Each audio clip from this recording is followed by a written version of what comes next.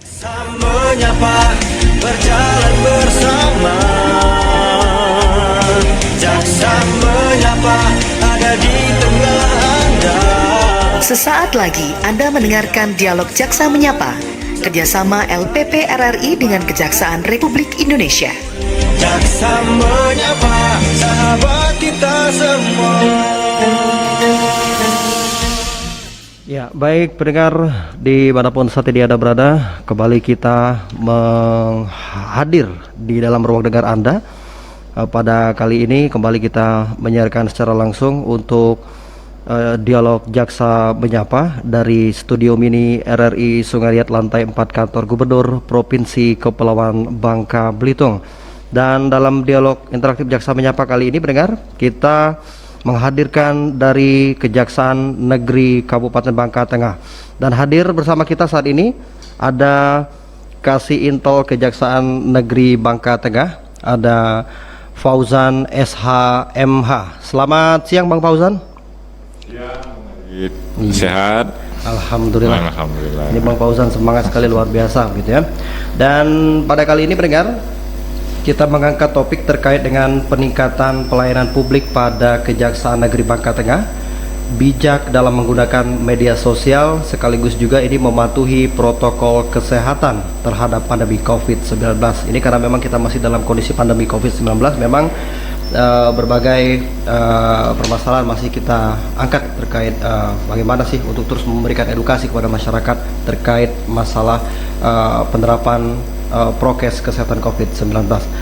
Dan pendengar, bagi Anda juga selamat siang untuk Anda semua yang mungkin saat ini juga masih mendengarkan siaran kita ataupun yang ingin bergabung. Nanti kita hadir narasumber kita Kasih Intel Kejaksaan Negeri Bangka Tengah, ada Fauzan SHMH, dan kami mengundang Anda nanti di interaktif kita di 071791111282 atau 085369357474, dan juga di Anda bisa bergabung melalui SMS dan WA di 0811717911.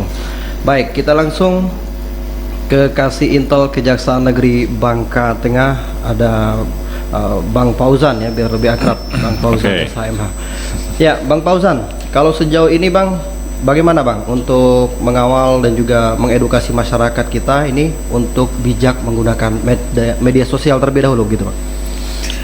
Oke, Bung Adit dan pendengar RRI dimanapun berada, salam hormat dari kami Kejaksaan Negeri Bangka Tengah. Ya.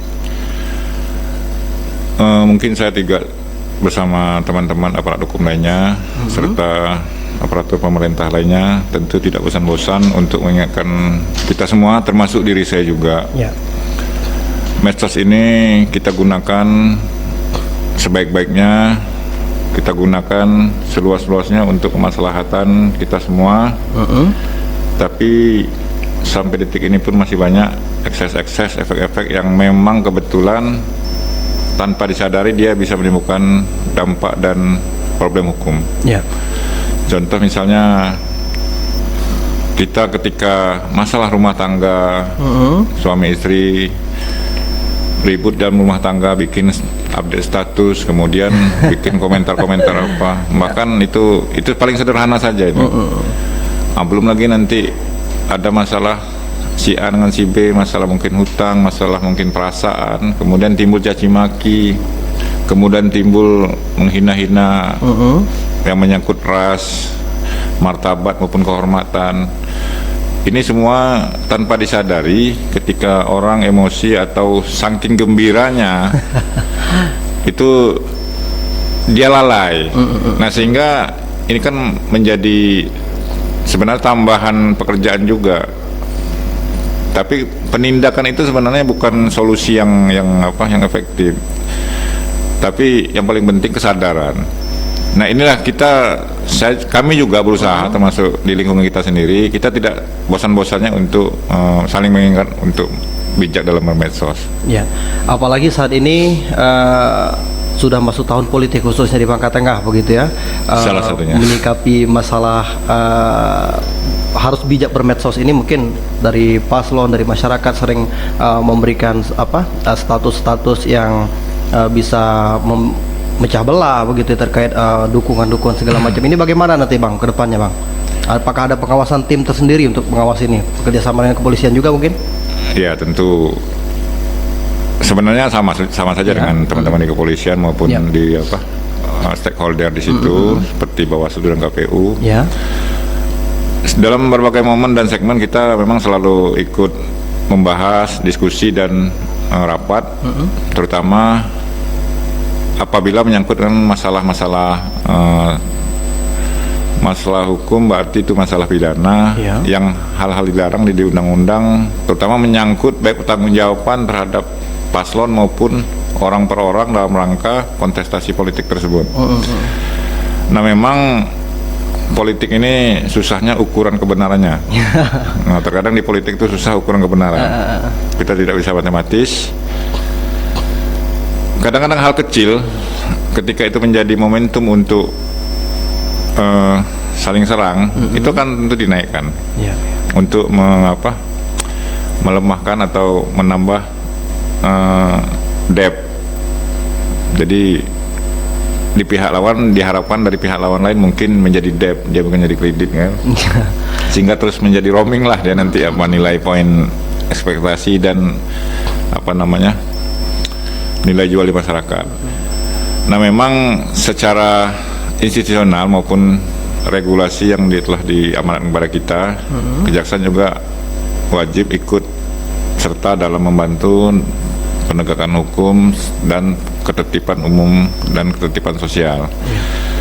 Nah sehingga peran itu tentu kita selalu dan tanpa kontestasi pilkada pun tetap kita akan laksanakan, baik masalah pencegahan dini, deteksi dini terhadap ancaman-ancaman ideologi bangsa, ancaman terhadap persatuan dan kesatuan, serta ancaman terhadap harmonisasi kehidupan sosial.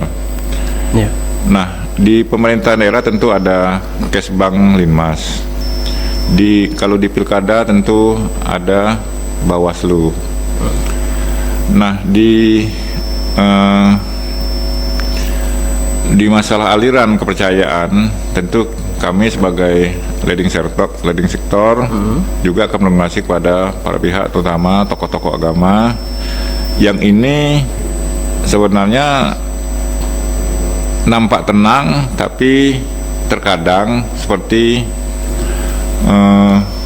pola-pola gunung es, sehingga tampak tenang di depan mata, namun ketika ada masalah yang muncul itu sangat susah untuk diredakan atau masyarakat menjadi langsung reaktif. Mungkin itu dulu, nanti yang lain. Apalagi kita memang dari kejaksaan memang termasuk dalam gabungan ataupun tim Gakumdu untuk setiap pelaksanaan pilkada.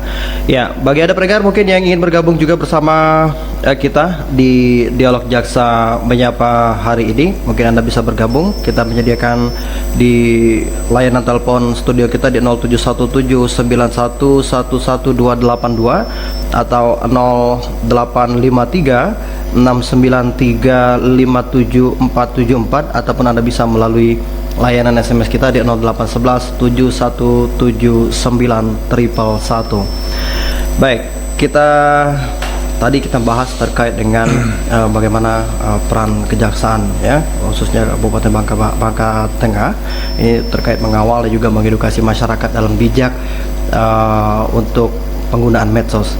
Kalau sesuai topik kita Bang, ini kalau tadi medsos, ini kita ke prokes kesehatan terhadap pandemi COVID-19.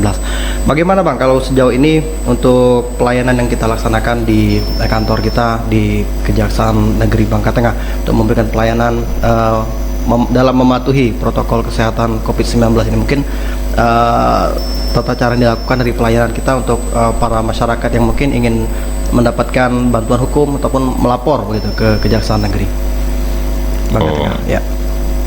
Mungkin begini tuh Bung Adit. Jadi dan pendengar RRI dimanapun berada, sebenarnya kenapa kita angkat topik ini?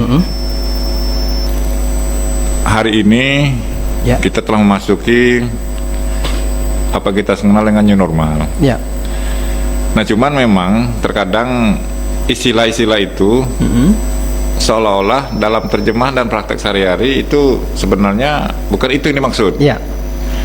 Nah, sehingga ada beberapa daerah yang sebenarnya itu ketika dizonasikan dia sudah mengarah kuning ke hijau, katakanlah begitu, tapi ada yang lengah sehingga pandemi yang unik ini menjadi tambah mencekam dia. Ya, Artinya kita udah akan memasuki new normal, dalam artian sebenarnya apa yang diinstruksikan Presiden adalah kita menyesuaikan diri terhadap kondisi ini dengan tetap mematuhi protokol kesehatan. Ya. Nah, dan kita tentu prihatin dengan kondisi pasca Lebaran itu angka yang terpapar COVID sangat luar biasa terus sampai detik ini. Ya. Tidak pernah di bawah 1000 sejak Lebaran ini. Baik. Baik, kita ke penelpon terlebih dahulu, Pak Fauzan. Halo, selamat siang. Halo, selamat siang. Halo, selamat siang. Ya, baik, kita coba ke penelpon kita kembali. Ya, halo, selamat siang. Halo, selamat siang. Ya, baik, nampaknya masih terputus ya. Mungkin bisa dicoba kembali untuk Anda pendengar yang ingin bergabung bersama kita ya. Kita membahas topik ini terkait peningkatan pelayanan publik pada Kejaksaan Negeri Bangka Tengah untuk bijak dalam menggunakan media sosial, termasuk juga dalam mematuhi protokol kesehatan terhadap pandemi COVID-19 ya. Dan berarti kalau pelayanan ini masih ada di kalau sidang gitu Bang ya, sidang ini Tidak, sebenarnya luas kita. luas ya. Iya. Jadi kita juga ingin, kenapa kita masukkan itu? Ya. Sambil kita kami ingin kasih tahu terus ke masyarakat. Jadi misalnya mereka ada berhubungan, ini menyangkut tentang pelayanan publik itu. Nah, misalnya masalah orang lagi perjalanan ditilang, dia nggak sempat ngambil. Ya. Nah, apabila alamat lengkap dan tidak terlalu jauh, dalam pusaran masih sekitar berapa kilo radiusnya, yang jelas tentu tidak makan sampai 2-3 jam atau 4 jam alamat orang tersebut. Misalnya cuman 30 kilo, itu mungkin kita bisa akan kita antar Ya, ya. bukti tilang itu. Atau misalnya orang mau mengurus barang bukti. Ya. Nah, ada lagi misalnya masyarakat ingin bertanya tentang kondisi di kampungnya, misalnya ada kegiatan ini, baik kegiatan menyangkut masyarakat maupun kegiatan yang bersumber dari dana negara. Ya. Nah, mereka komplain misalnya ini tanpa sepengetahuan kami, tiba-tiba kami disuruh begini begitu. Nah, kami tidak pernah menutup diri untuk menerima laporan itu. Nah, memang walaupun kalau jauh, yang bersangkutan bisa berkorespondensi dengan melalui elektronik maupun via WA. Ya. Kita akan terima. Baik. Baik Bang, kita ke penelpon terlebih dahulu. Halo, selamat siang. Halo, selamat siang. Ya. Halo, selamat siang. Halo. Ya, ini sudah masuk tampaknya tapi masih belum bersuara begitu ya.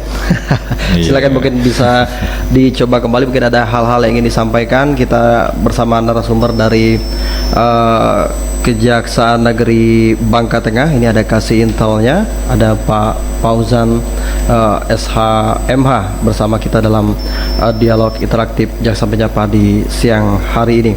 Dan kita ingatkan kembali mungkin untuk Anda pendengar yang ingin bergabung, ini silakan Anda untuk bergabung berinteraksi bersama kita melalui telepon kita di 071791111282, atau juga Anda bisa bergabung melalui 085369357744, ataupun Anda bisa melalui layanan SMS dan WhatsApp ini di 0811717911 ya.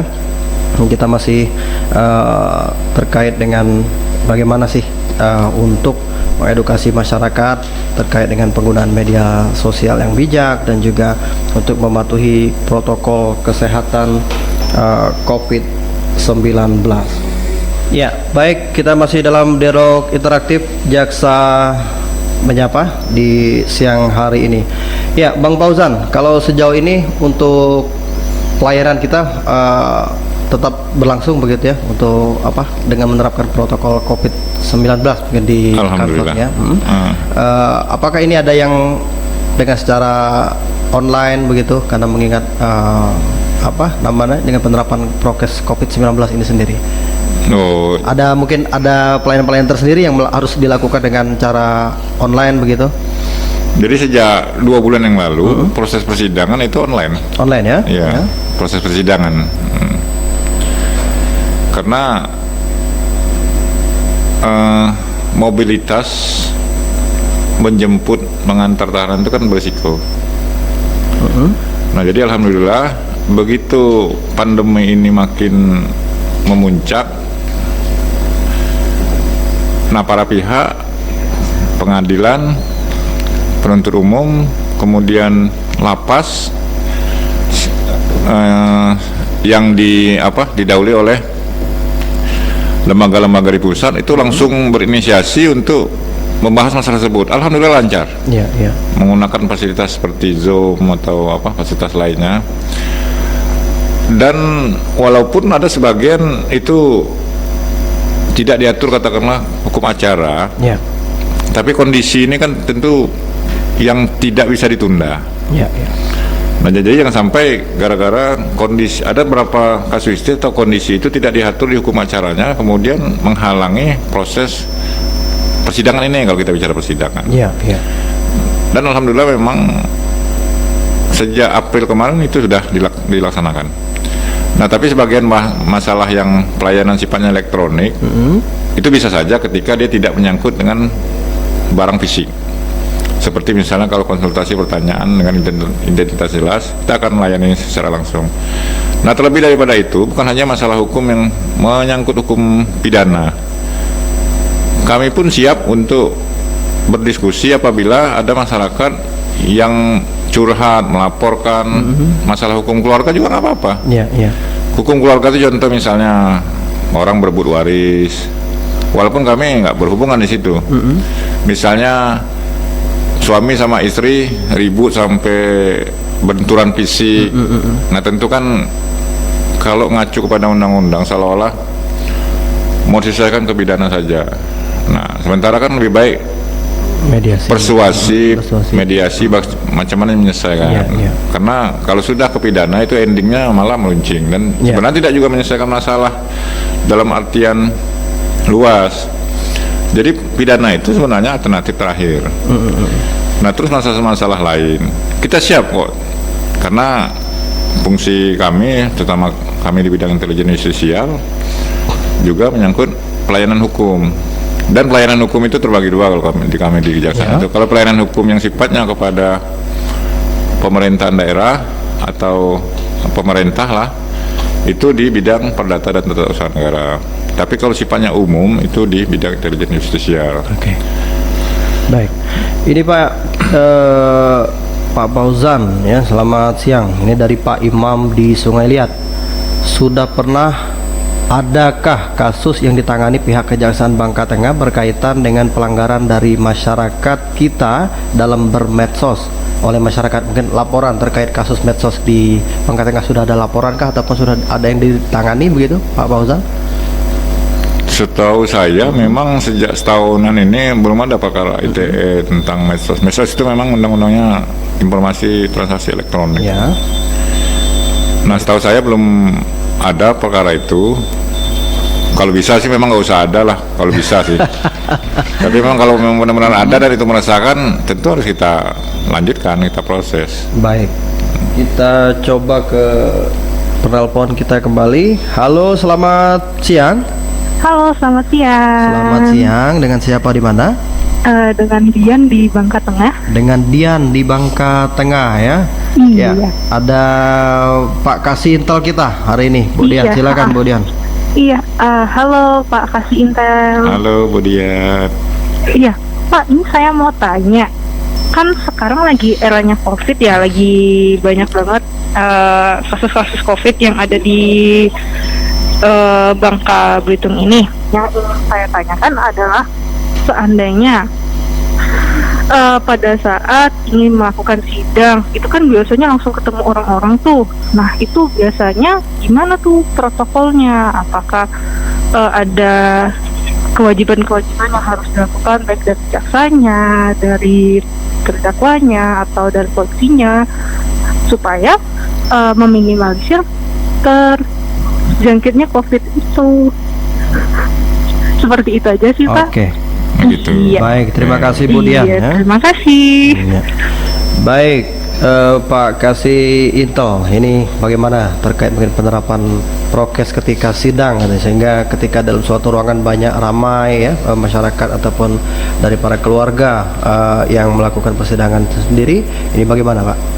Ya, jadi kayaknya saya hari ini merangkap juga sebagai tenaga kesehatan ini. Iya. Ini teknis sekali sebenarnya. Ya. Sebenarnya di mana-mana proses dan bentuk teknisnya itu mirip.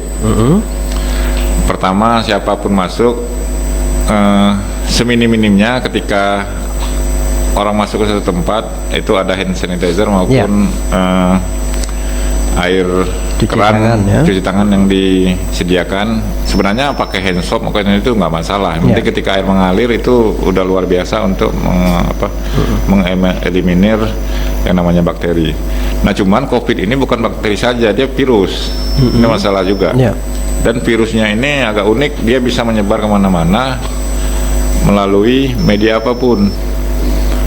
Nah, salah satu faktor selain tadi, kayak misalnya kita di proses persidangan, tentu begitu keluar saja dari di mana jemput, misalnya dari lapas, apakah dari rutannya Polres, dia harus dicucikan dulu tangannya itu minimal.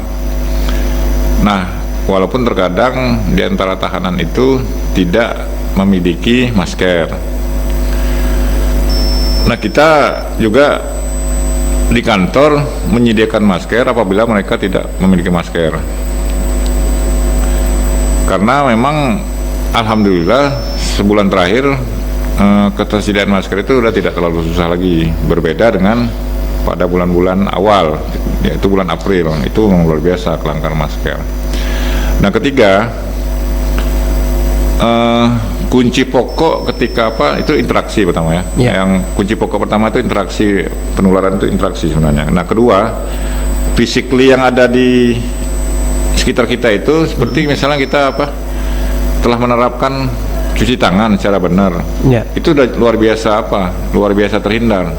Tapi toh manakala kita sudah melakukan itu juga, sudah melakukan, terus ternyata tanpa disadari, apalagi banyak beberapa kejadian dan kasuistis yang terjadi ini, OTG tanpa gejala. Terus kita mau bilang apa lagi ya? Sudah kita ikuti protokol kesehatan, sudah kita laksanakan dan kita lakukan anjuran-anjuran dari pemerintah maupun dinas-dinas kesehatan. Ternyata kita kena juga. Terus kita sudah menganukan imun, vitamin dan sebagainya. Jadi banyak faktor seorang itu kena, dan yang paling rentan itu ketika imunnya drop, kemudian dia kekurangan vitamin. Ketika kurang vitamin dan imunnya drop, itu sangat rentan terhadap bahkan kita pun sebenarnya kita yang di sini tanpa kita sadari mungkin saja kita tuh pernah sudah bersarang ke tubuh kita, cuman dalam medio berapa ribu bakteri atau virus itu, dia memang kalau sudah menurut orang kesehatan ya, bukan menurut saya, ada berapa ribu virus itu baru dia menjadi terpapar kita.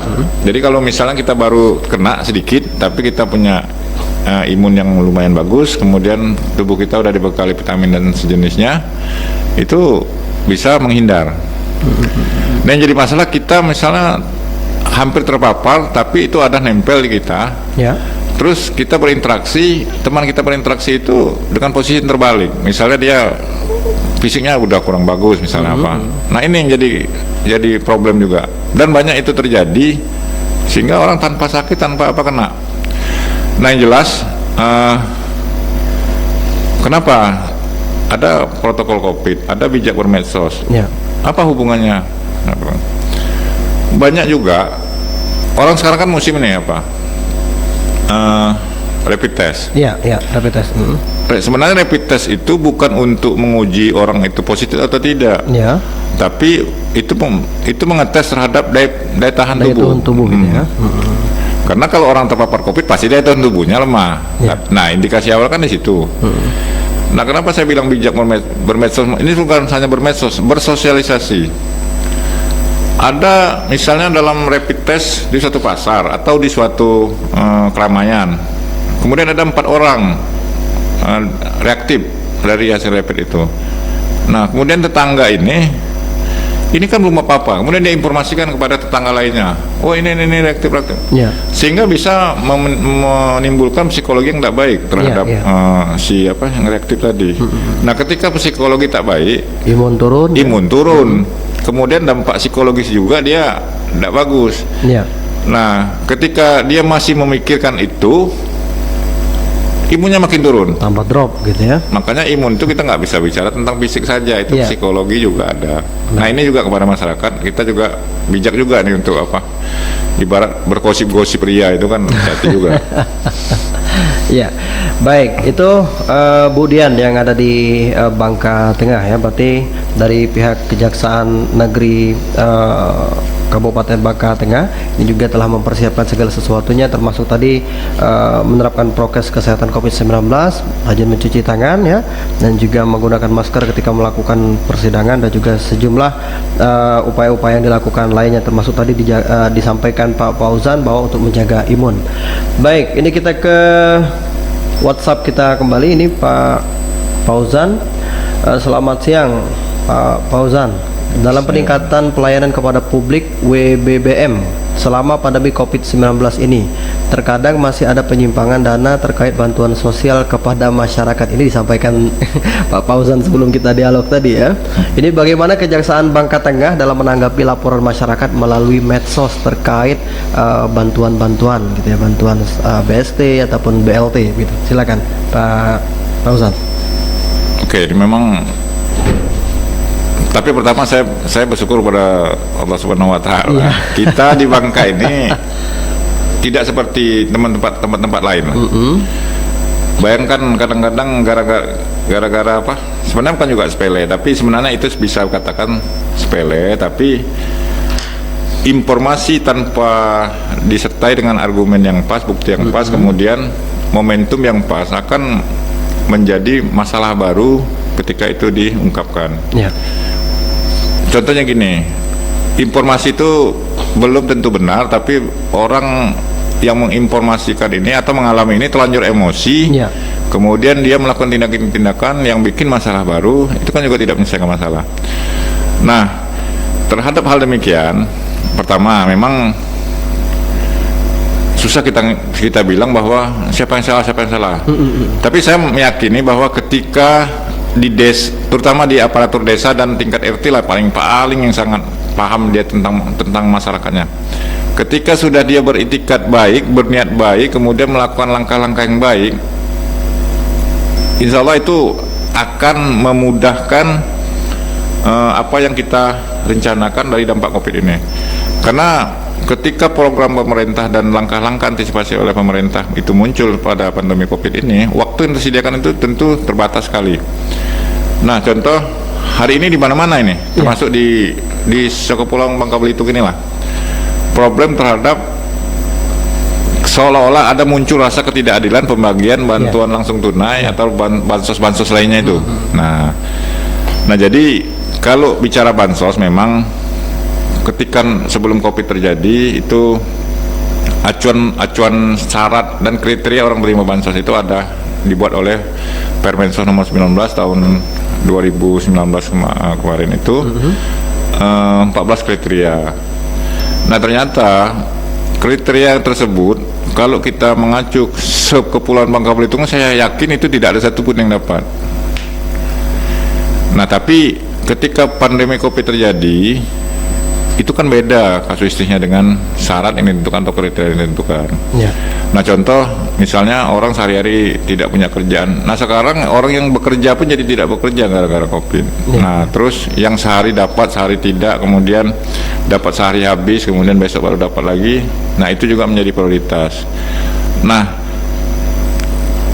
yang membuat problem simalakama dari COVID ini, pemasukan tidak ada, Ya. pengeluaran tidak bisa dihindari, kan itu. Nah orang yang sudah bekerja pun belum tentu dia bisa bertahan, apalagi yang sehari-harinya dia serabutan atau Ya, pas-pasan. ya. Nah ada kasus memang kalau saya pribadi maupun secara institusi, saya akan langsung cepat melihat langsung kontak itu, misal langsung turun ke lapangan. Ya. Kemudian saya panggil, kita manggil itu bukan mau nakut ini, enggak. Ya. Ya. Ya. Kita manggil untuk klarifikasi, ini informasi, ini ada klarifikasi, kemudian kita cocokkan proses itu sudah benar apa belum. Kalaupun misal ada yang kurang, tentu akan kita sampaikan, kita perbaiki, dan tentu kami akan terus berkoordinasi para pihak, terutama di pemerintahan daerah, dinas sosial, dan pemberdayaan masyarakat desa. Nah, ini tanpa ada problem itu kita terus koordinasi, karena ada fungsi kita juga secara organisasi institusi, kita menjaga ketertiban umum ini, jangan sampai sudah ada bencana, sudah ada pandemi, masyarakat ribut, kemudian dampak dari ribut itu malah memunculkan hal-hal yang tidak kita inginkan. Ya. Kalau dari kita sendiri, Bang, ini terkait masalah mungkin adanya laporan-laporan ini pilkada gitu ya. Ini dari WA pendengar kita, bagaimana mengawal pelaksanaan pilkada 2020 ini katanya, selaku tim Gakumdu yang terlibat terutama dalam masalah medsos tadi gitu. Berarti kembali ke masalah awal ini, Bang. Bijak bermedsos lagi ya. Ya.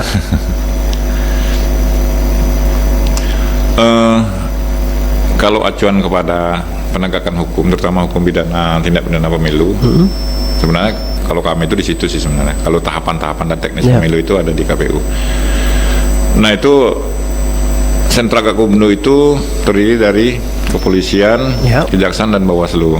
Tapi motor dan leading sektor untuk bergerak itu adalah Bawaslu. Bawaslu ya. Nah makanya sekretariat dan fasilitasi tempat itu ada di Bawaslu. Nah gunanya adanya sentra Gakumdu ini, satu, kriteria tindak pidana pemilu itu memang beda dengan tindak pidana lainnya. Dia cepat, kemudian waktunya juga cepat, teknis penyidikannya juga cepat, kemudian penentuan kriteria itu juga cepat kalau dia melanggar menjadi tindak pidana. Nah sejauh ini yang penting adalah acuan kita memproses, kalau andai kata itu menjadi suatu tindak pidana, tentu dari pasal-pasal yang ada di undang-undang tentang pemilihan umum atau pemilihan kepala daerah itu. Ya.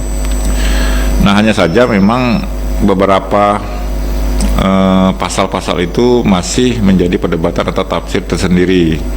Contoh, si A tidak suka dengan calon A, dia akan menjelek-jelekkan terus. Nah sebaliknya demikian dengan tim lain yang pro gitu.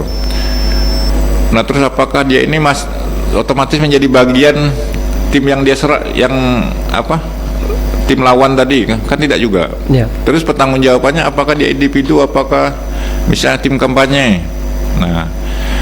Nah untuk itu tentu syarat-syarat itu ada di teknis juga untuk menentukan itu tindak pidana. Misalnya siapa anggota kampanye, tentu kan ada SK. Nah terus kemudian kalau itu tidak ada syarat administrasi, kalau dia ada pelanggaran pidana, itu pertanggungjawaban pribadi, baik bisa digunakan dalam pertanggungjawaban pidana di Undang-Undang Pemilu maupun tindak pidana yang tersendiri. Misalnya kalau orang mencaci maki di medsos, itu kan bisa kita Undang-Undang ITE atau di KUHP pasal-pasal yang berhubungan. Ya, karena ini memang rawan Bang ya, ketika pelaksanaan pilkada ini rawan sekali penyebaran berita-berita hoax yang menyudutkan dari salah satu paslon begitu ya. Berarti ini memang ada juga perlunya secara bersama masyarakat juga yang ikut mengawasi dan mungkin melaporkan kepada tim Gakumdu ya, yang terlibat dalam masalah pengawalan dari pilkada serentak nanti ya, karena Kabupaten Bangka Tengah menjadi salah satu juga daerah yang akan melaksanakan pelaksanaan pilkada di tahun 2020 ini. Silakan mungkin bagi Anda pendengar yang ingin bergabung bersama kita, kami masih menantikan Anda untuk bergabung di layanan telepon studio kita di 071791111282 dan juga Anda bisa bergabung melalui telepon kita juga di 085369357474 dan juga melalui layanan SMS dan WhatsApp kita di 0811717911. Baik, terkait dengan pelayanan ya, peningkatan pelayanan publik. Kalau kita adakah saat ini mungkin jaksa goes to school, goes to kampus mungkin untuk mengedukasi masyarakat kita Bang, yang dilakukan saat ini ataupun dalam waktu dekat akan dilaksanakan begitu? Sebenarnya itu program. Ya, Kalau ya. itu program pertama, jaksa masuk sekolah itu ada. Iya. Sebenarnya juga yang acara kita hari ini juga program, itu namanya jaksa menyapa, ini juga program. Ya. Ini sama sebenarnya, ada program itu sebenarnya ada penerangan hukum, ada penyuluhan hukum. Nah kalau ke sekolah-sekolah itu penyuluhan hukum. Ya. Penyuluhan hukum itu kita berharap dari yang mungkin kita anggap itu belum tahu atau lalai, kita suluh. Jadi secara objek tentu wajar lah kalau adik-adik di SMA atau SMP itu menjadi sasaran kita untuk melakukan penyuluhan hukum. Nah kepada masyarakat lainnya atau para pihak dalam momen-momen tertentu itu penerangan hukum namanya. Penerangan hukum itu sifatnya menginfokan atau saling berbagi tentang info yang terbaru. Ya, ya. Nah, supaya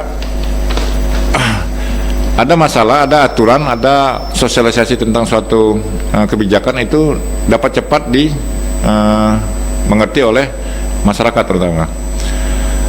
Nah, yang tadi saya bilang program itu memang sudah lama ada. Nah kebetulan nih gara-gara COVID ini ya. tentu kita nggak bisa melakukan itu. Ya bagaimana kita mau melakukan itu, masalah sekolah aja libur gitu. Iya, iya. Bahkan kami pernah udah mau besoknya instruksi sekolah libur itu baru ada. Nah namun demikian selain masalah di sekolah juga hari ini seorang kepala sekolah dia akan memanajerial tentang dana BOS. Itu juga nggak apa-apa, kita akan lakukan cara-cara supaya jangan jadi masalah pengelolaan dana BOS. Karena mengelola dana itu tidak segampang yang kita bayangkan dengan tanggung jawab yang diberikan. Makanya di banyak tempat kadang-kadang dana BOS ini menjadi bikin pusing oleh kepala sekolah, menjadi pusing kepala sekolah. Jadi kepala sekolahnya dua jadi fungsinya, menjadi akuntan, kemudian juga menjadi penanggung jawab proses belajar mengajar di sekolah. Nah, itu juga kita akan kasih rumus-rumus supaya mereka jangan sampai terjebak ketakutan itu.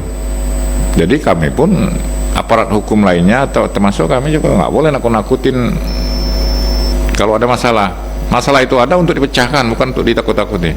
Kan itu. Nah inilah yang terus digaung-gaungkan oleh pimpinan. Artinya cegahlah lebih dahulu daripada sibuk atau sok-sokan mau melakukan tindakan represif. Karena mencegah itu biaya lebih murah, pelayanan lebih efektif, kemudian sasaran lebih dapat. Dan ini pula yang sering diapakan oleh Pak Jaksa Agung, bahwa selain hal-hal yang sifatnya ada di aturan, itu gunakan hati. Iya. Karena istilah gunakan hati ini nggak ada di pelajaran formal. Nah, hal-hal yang saya sampaikan tadi, saya tanya satu-satu ke kepala sekolah. Ya begitulah Pak, rasa ketakutannya itu tinggi. Nah, namun alhamdulillah memang saya sudah pantau memang dia di Bangka Tengah, alhamdulillah memang itu rasa saya tidak ada yang bermasalah. Artinya gini, ini ada dana besar kemudian dia pergunakan yang tidak pada porsi dan haknya, sehingga menimbulkan masalah dalam penggunaan dan pertanggungjawaban dana BOS. Ya. Barangkali itu. Ya. Baik, jadi kita ke WhatsApp kembali. Ini selamat siang Pak Fauzan. Ini kalau seandainya masyarakat ingin mengadu, menyampaikan pengaduan terkait proses penanganan perkara, bagaimana melaporkannya dan bagaimana kami bisa tahu kalau pengaduan itu sudah direspon? Ya, silakan Pak Fauzan. Ke nomor HP saya bisa. 0853 2092 2269. 2296 ya. Iya. Ya. Itu satu. Kedua, kalau andai kata tidak keberatan menyempatkan waktu, karena andai kata ada orang datang, ada laporan itu bersikut orangnya datang menyampaikan, itu nilai laporan itu makin lebih tercerna dengan cepat dan baik. Ya. Jadi kalau kita memang banyak verifikasi, misal kalau tertulis dengan disertai data lengkap itu juga sudah sangat bagus sih. Nah, tapi andai kata berkenan datang, kami ada ruangan khusus untuk melayani itu. Nah, laporan itu kita bikin tanda terima. Iya. Tanda terima. Nah, terus misalnya kita terangkan, ini harus begini dulu, nanti boleh aktif berkomunikasi, menanyakan bagaimana. Iya. Karena kadang-kadang gitu, Bu Kadit, laporan itu kadang-kadang ditelusuri kebenarannya, kan? Iya. Nah, kadang-kadang ada subjektivitas. Pokoknya kadang-kadang udah kita sampaikan bahwa ini belum masuk ke ranah pidana, tapi orang ngotot. Oh, nggak bisa Pak, ini harus ini. Nah, jadi ujung-ujungnya kadang-kadang kita pula digurui ya. Iya. Nah, namun demikian, yang paling enak dan pas itu kalau ada waktu datang ke kantor. Nah, kita memang ada ruangan pelayanan hukum dan pelayanan publik, ada itu. Iya. Kita sampaikan, kalau mau hobi nulis, bawa tulis ada, silakan mana. Jadi problem itu lebih gampang dicerna dan tercerna dengan baik. Iya. Lebih mudah ditangkap untuk terkait andai kata laporan. tidak keberatan ke kantor. Iya.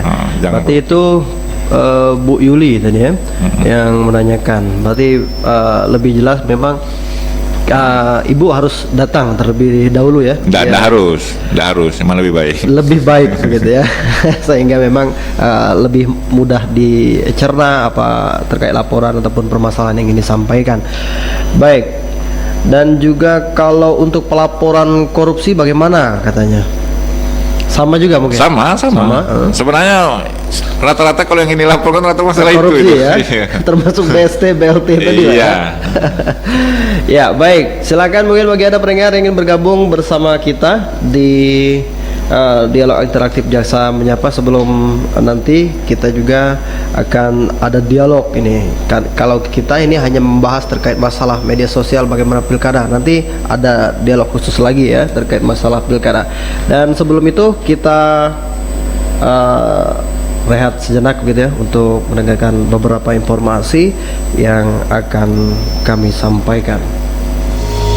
Ya, baik pendengar dimanapun saat ini Anda berada, kita masih dalam program Dialog Interaktif Jaksa Menyapa yang kita siarkan secara langsung dari studio mini RRI Sungai Liat Lantai 4 Kantor Gubernur Provinsi Kepulauan Bangka Belitung. Kita masih dalam program Dialog Jaksa Menyapa dengan narasumber kita Kasih Intel Kejaksaan Negeri Bangka Tengah Fauzan SHMH. Kita membahas ini terkait dengan masalah peningkatan pelayanan publik pada Kejaksaan Negeri Bangka Tengah, bijak dalam menggunakan media sosial, termasuk juga dalam pelaksanaan dari Kejaksaan Negeri Bangka Tengah dalam mematuhi protokol kesehatan terhadap pandemi COVID-19.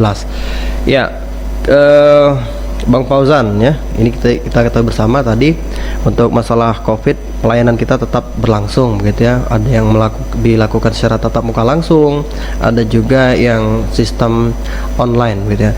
Dan memang kalau persidangan memang masih sistem online begitu ya hingga saat ini ya. Masih alhamdulillah lancar gitu. Ya, apakah ada kendala tersendiri begitu ketika online dengan tidak online begitu kalau dari Bang Fauzan sendiri? Sebenarnya bukan kendala utama lah. Ya, ya. Kualitas dari apa yang disampaikan, terutama penyampai dari keterangan saksi. Iya, iya. Karena di persidangan itu terdakwa itu punya hak bantah. Iya.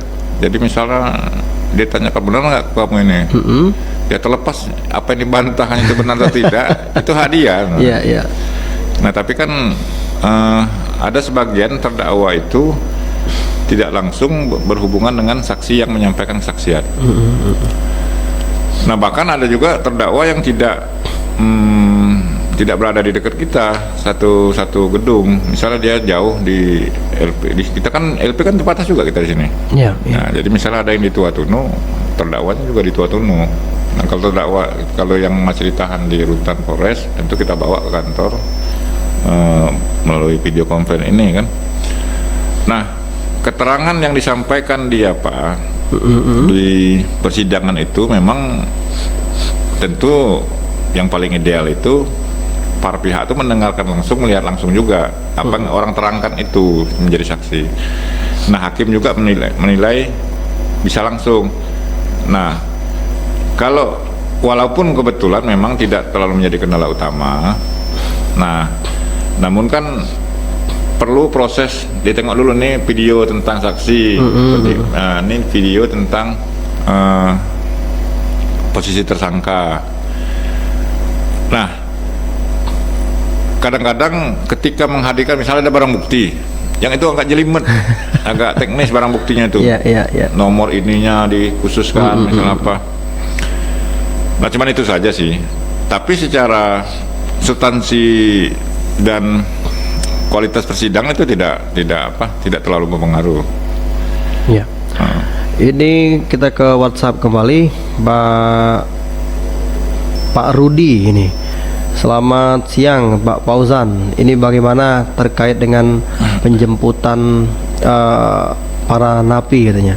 Ini kualitas ataupun kesehatan dari kejaksaan sendiri ini kalau kita lihat tetap terjaga. Ada yang meriksa, ini beda Pak ya, ada yang meriksa memang ada tugas tersendiri, ada penjemputan, ini ada rekan-rekan kita di sipir begitu ya, kalau kejaksaan juga ada. Ini ada, apakah ada suplemen khusus katanya di masa pandemi, apa nggak takut katanya terpapar COVID-19 gitu. Silakan Pak Fauzan. Ini mungkin masyarakat kita menilai tingginya mobilitas dari kejaksaan gitu. Iya, jadi memang kalaulah pekerjaan itu tetap dilakukan, walaupun COVID masih berlangsung, tentu pelayanan terutama sifatnya urgen itu tidak boleh dihentikan. Ini kan saran yang luar biasa bagus, bahwa orang kita itu yang penting diingatkan jangan lupa menjaga diri, ya toh. Artinya, nah hari ini kan juga terjadi banyak saudara-saudara teman-teman kita yang berprofesi sebagai dokter itu juga menjadi korban COVID. Kita prihatin itu. Nah termasuk ini kasusnya seperti ini, kita sibuk melaksanakan tugas tapi mungkin lalai. Sebenarnya minum suplemen itu bukan solusi sih. Nah cuman sebagai alat untuk antisipasi. Ya, antisipasi. Iya, antisipasi. Nah namun demikian saya yakin ini dilakukan oleh bidang teknis lah. Bidang teknis itu misalnya kalau dia di masalah tahanan biasa itu nama seksinya itu tindak pidana umum. Kalau bidang korupsi itu tindak pidana khusus. Nah itu saya yakin sudah dilakukan oleh teman-teman karena memang juga kita sebenarnya kesannya itu ramai itu ketika tahanan itu sudah putus semua baru diserahkan. Karena setelah putus semua itu baru diserahkan ke lapas. Jadi selama ini, kalau biasanya setelah penyidik menyerahkan kita langsung ke lapas. Nah tapi dengan COVID ini setelah dia diputus semua baru diserahkan ke lapas. Saya satu aja yang paling khawatir tentang masalah ini di lapas. Di lapas ya. Kita nggak tahu apa. Iya. Karena dengan komposisi dan kondisi yang demikian, ketika lapas itu satu aja yang kena itu, Ya. ya nauzubillah. Mudah-mudahan di lapas itu tetap terjaga, karena terdiri dari banyak orang. Dan mudah-mudahan teman-teman di lapas itu sama dengan yang apa yang disampaikan tadi juga, Ya. jaga kesehatan dan protokol kesehatan tadi. Jangan sampai itu kalau satu saja terkena, kita nggak ada bayangan kan. Iya. Nah, Ratusan itu Pak ya. ya, dan itu akan bermulti efek luar biasa sekali. Baik. Ya, ini terima kasih Jaki disampaikan tadi untuk mengingatkan kembali ya untuk seluruh mungkin petugas yang operasional ya, termasuk dari kejaksaan tadi yang disampaikan ini untuk tetap ataupun yang berhubungan langsung dengan publik begitu ya, untuk memberikan pelayanan publik yang sangat rentan terpapar oleh COVID-19. Baik, karena kita sudah di penghujung, mungkin Pak Fauzan mungkin ada himbauan ataupun pesan khusus kepada masyarakat kita untuk tetap menerapkan protokol kesehatan COVID-19 dan juga mungkin untuk tidak melakukan tindakan-tindakan pelanggaran. Mungkin ada yang ingin disampaikan, silakan Pak Fauzan. Oke, terima kasih Bung Adit. Kepada saudara-saudara dan pendengar RRI dimanapun berada, kami dari Kejaksaan Negeri Bangka Tengah, kita secara bersama-sama tentu tidak bosan untuk saling mengingatkan betapa bahayanya pandemi COVID ini. Kita sudah sama-sama merasakan. Nah, untuk itu kita harus sama-sama saling menjaga, saling mengingatkan terhadap kepatuhan protokol COVID maupun protokol kesehatan yang telah dihimbau oleh pemerintah. Kedua, jangan sampai kemudahan dalam berakses itu menjadi problem tersendiri bagi kita dalam kehidupan sehari-hari. Dan kita jangan lupa pula saling mengingatkan tentang kadang-kadang perilaku-perilaku yang kita tanpa kita sadari itu menjadi masalah di kemudian hari. Nah, intinya apapun informasi yang kita dapat, verifikasi, koreksi, dan saling informasikan, sehingga tidak mudah terpancing oleh provokasi baik yang berskala nasional maupun berskala daerah. Karena sampai detik ini masih banyak para buzzer itu memancing terus dan memantik emosi yang tidak henti-hentinya. Jangan sampai kita menjadi terpancing untuk hal itu. Nah, ketiga, jangan sampai lagi kita terjebak dengan hal-hal yang sifatnya tidak banyak menguntungkan, terutama isu-isu agama, ras maupun suku bangsa yang itu merugikan kita sendiri. Baik. Ya, baik, terima kasih Bang Fauzan dan juga pendengar yang mendengarkan siaran kita di Dialog Interaktif Jaksa Menyapa hari ini yang kita siarkan secara langsung dari studio mini RRI Sungai Lantai 4 Kantor Gubernur Provinsi Kepulauan Bangka Belitung. Ingat satu pesan yang disampaikan dari Kasih Intel Kejari Bangka Tengah, yakni bermedsoslah dengan bijak, dengan tidak mudah untuk terpancing isu-isu yang belum diketahui kebenarannya. Berarti harus cek dan recheck gitu ya. Baik, kami mendengar pamit undur diri untuk dialog interaktif Jaksa Menyapa kali ini, dan nanti kita akan ikuti lanjutan dialog selanjutnya. Ada dipandu oleh rekan kami Novi Farida. Menyapa, berjalan bersama. Jaksa Menyapa ada di tengah Anda. Anda baru saja mendengarkan dialog Jaksa Menyapa, kerjasama LPP RRI dengan Kejaksaan Republik Indonesia. Jaksa Menyapa, sahabat kita semua.